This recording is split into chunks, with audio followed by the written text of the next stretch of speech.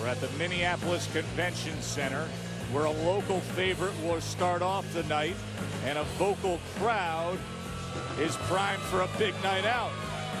We will build up to the return of Rances Bartholomew in our main event. The unbeaten Cuban, coming off a controversial decision win, faces a 39-win veteran in Fassi Sakhalin. Both men looking to secure the #1 contender spot at 130 pounds in the IBF. But first, Minnesota's own Caleb Truax. He faces the veteran from Chicago, Don George. There is Caleb Truax from Osseo, Minnesota, 29 years old, 6 foot, checked in at 162, a record of 21-1-1. Most of his bouts have taken place right here in Minnesota. 19-0-1 in his home state. His lone loss is to the former world champion, Jermaine Taylor. Suffered an injury and did have a recent surgery. And there is the Chicago-based Don George, now a 28-year-old, 6 foot, came in just under 162. His mark is 24-3-2, with 21 of those 24 wins by way of knockout. Had success in the Golden Gloves in Chicago, which is a good, well-supported tournament there. In his last 5, he's 2-2-1 as he now fights as a middleweight. We take you back to March 22nd. His last fight, and a rarity that a fighter like this didn't get any hometown favoritism. It ended up being a questionable 10-round draw against the veteran and durable David Lopez, as you could see the disappointment on the face of Don George. Time to see what the fighters need to do to look like a champ, brought to you by Just for Men, Teddy. Well, let's start with George. Wear him down with pressure, body work, and right hands. George loves the right hand. And for Truax, don't let him wear you down. That makes sense. Use your legs and jab to keep him off balance, and pick spots for your own right hands. Gary Miz was the referee. Remember to protect yourself at all times. Best of luck. Table is set for 10 rounds between Truax and Don George. Common opponent is Phil Williams. George dismissed him in 3 rounds. And you see the 2 bouts that Truax had with him, the draw and then the decision win. Yeah, that common opponent that you just mentioned, that can serve possibly as a scouting report. And if it does serve as an accurate scouting report, as you said, George got rid of Philip Williams in 3 rounds, while Truax fought a draw with him and won a 10-round majority decision, a close decision. So all for that, you would think that George is supposed to dominate here, but not always the case with common opponents. Styles make fights, and for me, Truax is going to have to be the boxer, a little bit of the boxer tonight for George, who likes to come forward and looks to land the right hand. Both men touching each other with a jab early on here. George doubling his up. George doesn't usually use the left hand enough to set up the right hand. I always talk about the left hand setting the table, and the right hand is what you eat with. Doesn't usually do it enough, but he's got John David Jackson, who I think is one of the better trainers in the business, former world champion, and he was a smart fighter. And I would expect him, I would expect John David Jackson to get George to start believing in using the left hand more. Truax is coming off a 10-round unanimous decision win right here in this ring, this venue, against a fellow Minnesota fighter, Matt Vanda, who had quite a following going back about 6-7 years in this area. Go to that arm.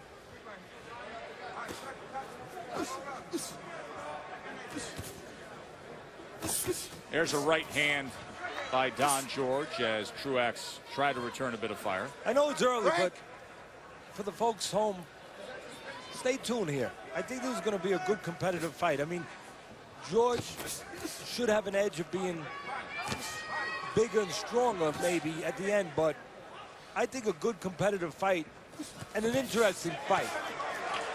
George has fought the better competition, but right now you wouldn't know that by Truax getting the better of him and hurting him a little bit. And George is there to be hurt.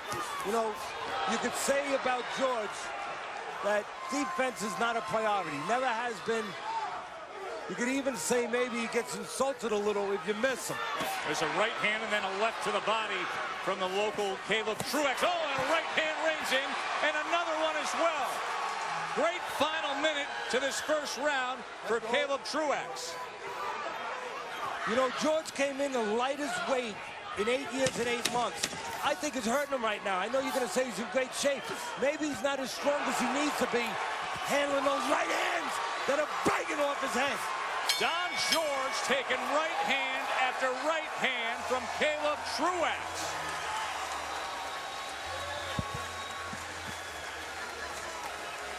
Hands up, baby. You got to move that head, all right? How you feel?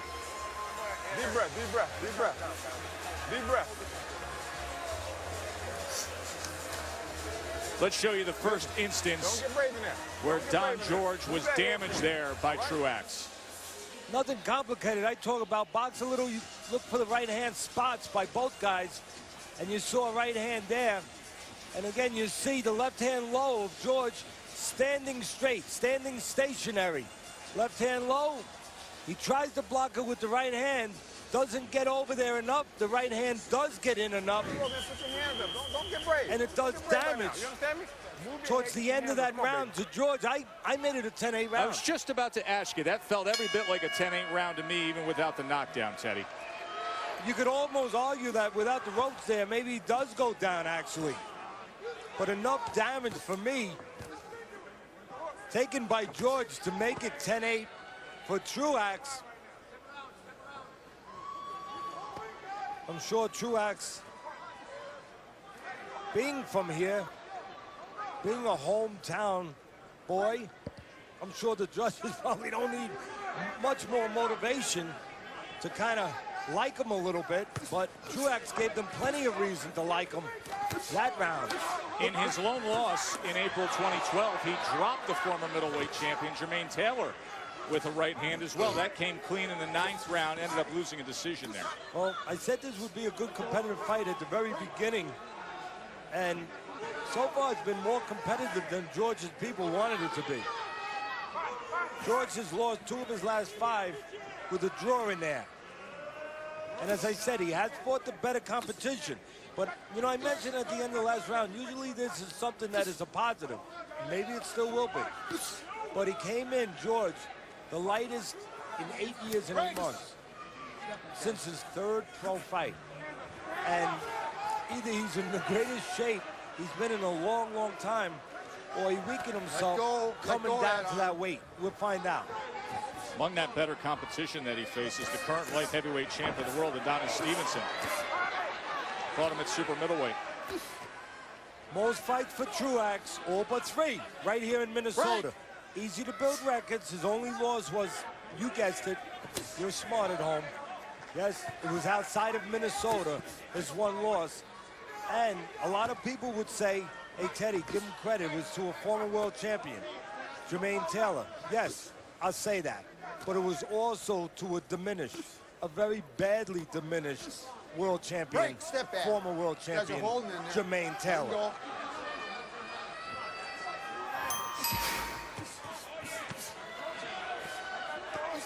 See what's coming up in our main event. Bartholomew and Sakulin. You know, I watch a fight like this, and I always, I don't know, I think back to what my mentor, Customato, one of the greatest boxing people of all time, used to say to me all the time, Teddy, you're supposed to be tough in the ring. I mean, otherwise, why would you choose this profession? But if that's all you rely on, you got a problem. Because exactly. You know, if you run into a guy who's tough and he's a little smarter, a little more clever, a little more developed, a little technically, you know, smarter, proficient, you're going to have a problem. And right now, Truax might be that guy who's a little better in those areas. End of 2. Let's check in with Todd Grisham. Good evening, Todd. Good evening, and Joe, I know you're not a big fan of fighters that talk trash, but I sure love it. And if you do too, then have we got the preview for you. Tomorrow night, Adrian Broner and Paulie Malignaggi finally get in the ring. But before that, we'll treat you to one more dose of their intense verbal jabs coming up, as well as a full fight preview. Mikey Garcia left little doubt that he is becoming a boxing superstar with his lopsided TKO win over Juan Manuel Lopez on Saturday night. Teddy Atlas breaks it down straight ahead.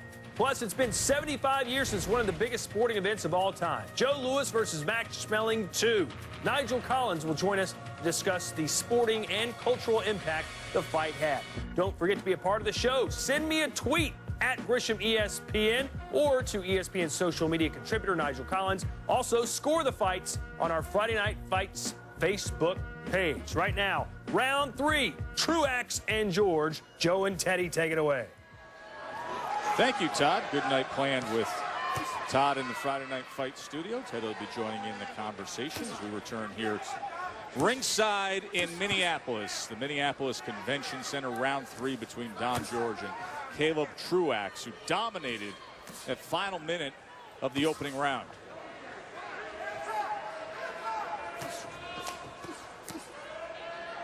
Truax said that he broke his right thumb in his last fight and had surgery on it. No indication of any problems there with the right hand. I mean, George would tell you that. Say, it didn't seem like he had a problem with that right hand. Those right hands gave me a problem. Made me a little dizzy.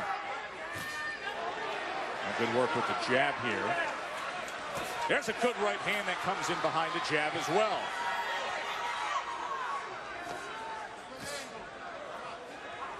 Talked about most of the fights for Truax in his home state right here, Minnesota. Most of the fights for George in his home state of Illinois.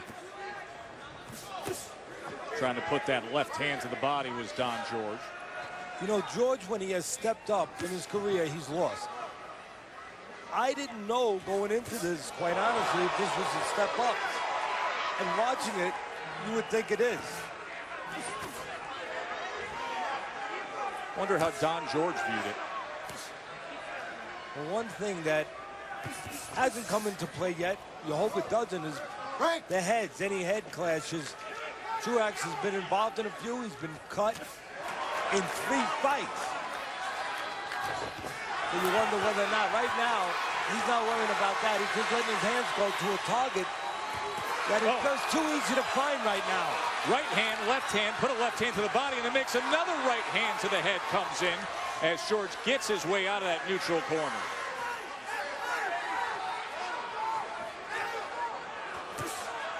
Tries to fire back.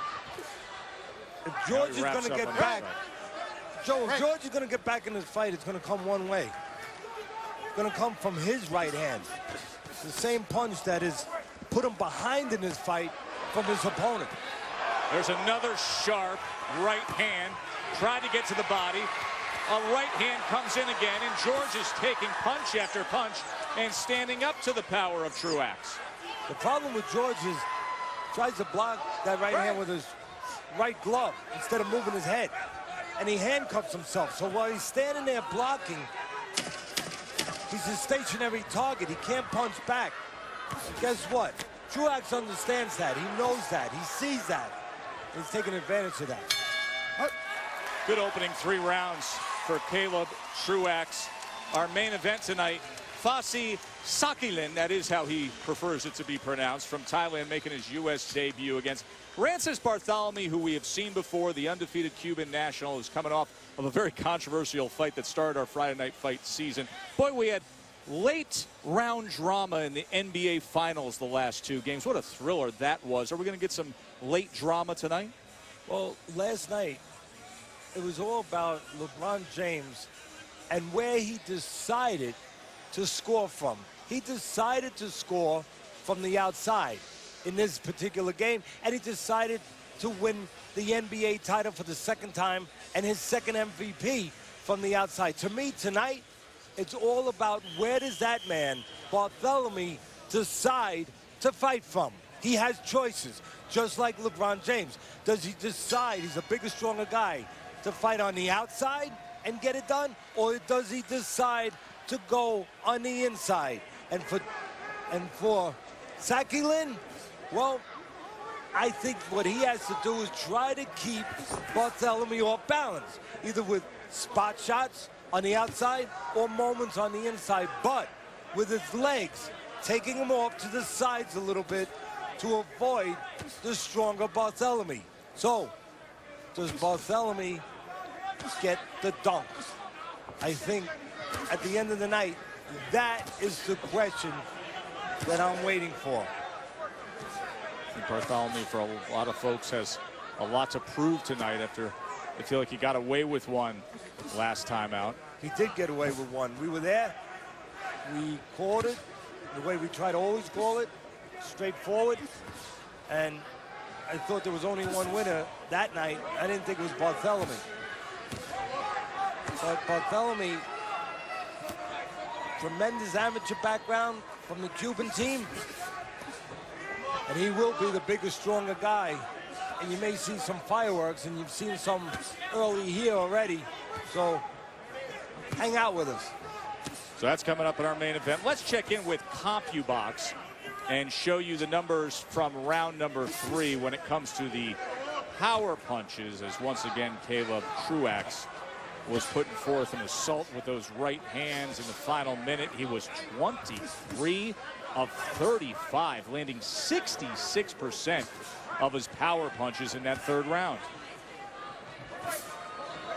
It's not like you have to be real inventive to find a way to create offense with George. I mean, you throw your hands out there and something's going to be there.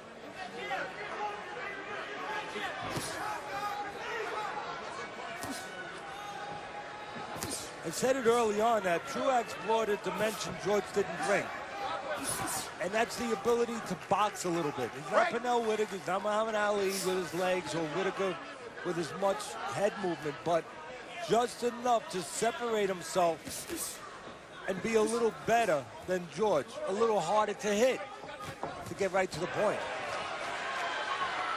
Combination by Truax, and then they tie up on the inside.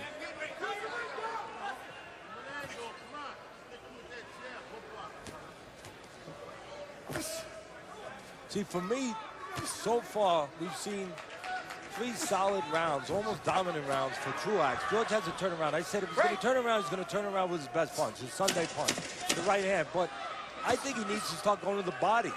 Slow down Truax, discourage him a little bit. Take the legs away maybe a little.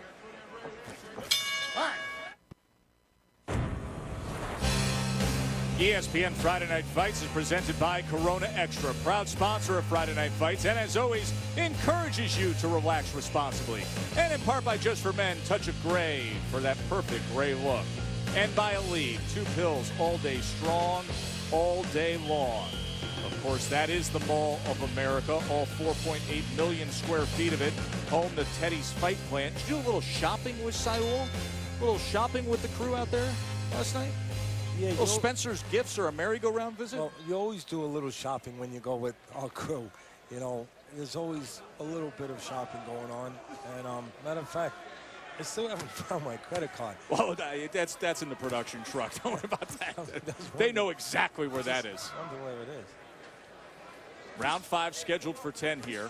Good start to the night for the Minnesota local, Caleb Truax. Came out in the first round, landed multiple solid right hands, and had Don George hurt in that final minute. Then again in the third round at about the 1 minute mark.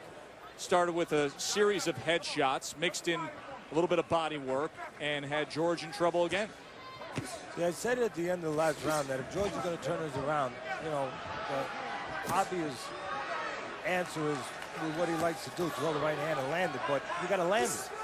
And he hasn't been able to land it so far. Truax has been a little too clever for him. So for me, if I'm in the corner of George, I'm telling him, go to the body. Maybe take some of that cleverness away. You know, discourage him a little bit. Maybe freeze up that head movement a little bit, paralyze him a little, and definitely try to take those legs away that Truax is giving you problems with. He's moving in and out, side to side, keeping you a little off balance. No better way to, you know, take some air out of those tires than go downstairs. And I don't see George doing that. Teddy's scorecard with that dominant first round by Truax goes 10-8 and then a sweep through the floor to make it 40-35. You, the fan at home, can score along. Keep in mind 4 rounds to zip. You can go to Facebook and click on the Friday Night Fight scoring app. We don't show you a 10-8 round, just a simple percentage of the voting by you, the fan there. You go to Facebook, click on the Friday Night Fight page, and you'll see the opportunity for live scoring. You can jump in at any point throughout the broadcast. We give you 60 seconds at the end of each round to vote along with Teddy. Now, to the credit of George, this round, I have seen him make an attempt 3, 4, 5 times to go to the body, mostly with his favorite punch again, the right hand to the body. Some loose tape on the right hand of Truax. That's probably going to wind up interrupting play a little bit here, and sure enough, it is. Cut this off. Gary Mizwa, the referee here for the Minnesota Commission. Cut that off. Okay, let's go. Time. You don't want that to get into a fighter's eye.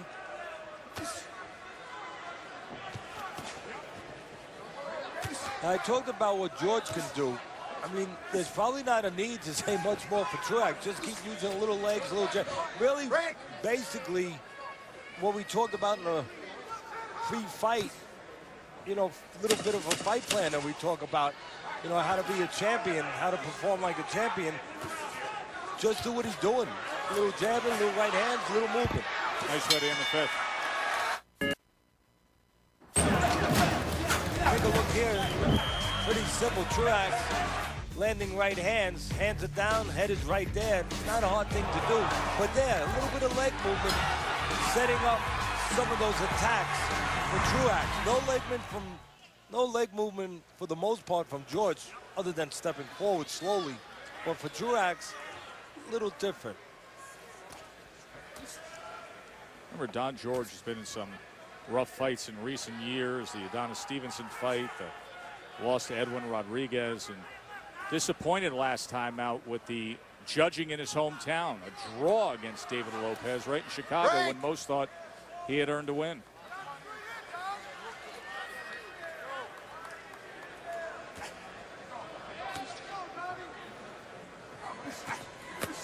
Left uppercut, but he didn't have a lot behind it. Now back to the jab from Truax, and there's a right hand that follows it up as he puts George against the ropes, and then George takes a step forward and ties up. You know, I talked the last couple rounds about obviously what George has to do. He's behind in the fight. I talked about Truax. Keep doing what you're doing. But if you wanted to add something, you're always looking to get better. For Truax, notice that George is taking his right hand and he's moving it across his face to his left side to block your right hand, even though he's not doing a good job of it. He is let him go. Displacing his right hand. He's moving it from the right side where normally there to block the left hook. There it is. He's moving it over. Yep, he's moving. See it? He's moving it over to the left side of his face.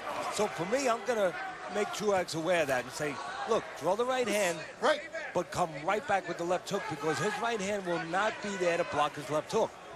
So take advantage of that knowledge.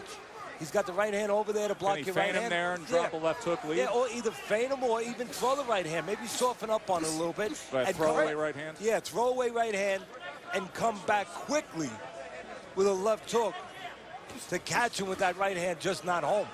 I'm going to make a trainer out of you yet, Joe, because you're coming along pretty good. And there's the opportunity. Just look at it. I mean, come back with that left hook. The right hand moves over. And now Truax starting to get it going. He's in. Oh, that big right hand. It came downward, and it just crushed Don George. 5, 6, 7. It is over. That was a crushing blow from Caleb Truax.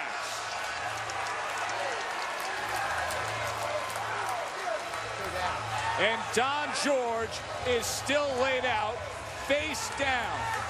He's okay. Yeah, he's able to lift his head and communicate with the ringside physician, Dr. Gene Stringer.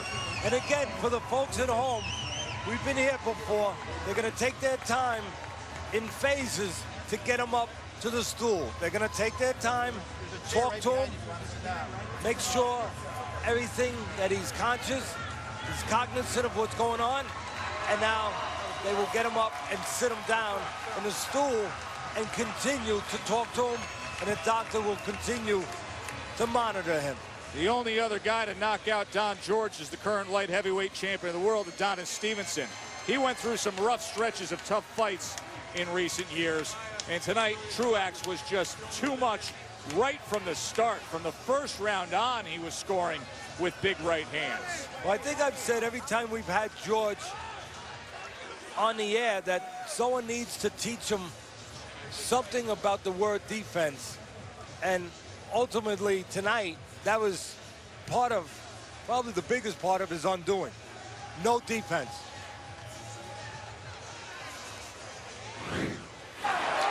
We'll take a look here. Right hand to the body by Truax and then upstairs. George is saying, I'm okay, but he's not okay. Because the right hands keep coming. The openings continue to stay there. And Truax finds them. Behind the ear. Tough place to get hit. Not on the chin. That's a tough place too. But behind the ear. There's that right hand I'm talking about all the way over there, but it doesn't stay up. And there's a perfect spot by our Truax showing us that punch behind the ear. When you get hit there, you lay on the canvas for a while, as he did. Why? Because your equilibrium takes a while to come back. Caleb Truax, Minnesota-based pro, was born right here in Minneapolis, was coming off a good win in this ring in front of his home crowd, and has now won 4 straight since the lone loss of his career, which was to former champ Jermaine Taylor. More to come on Friday Night Fights right after this.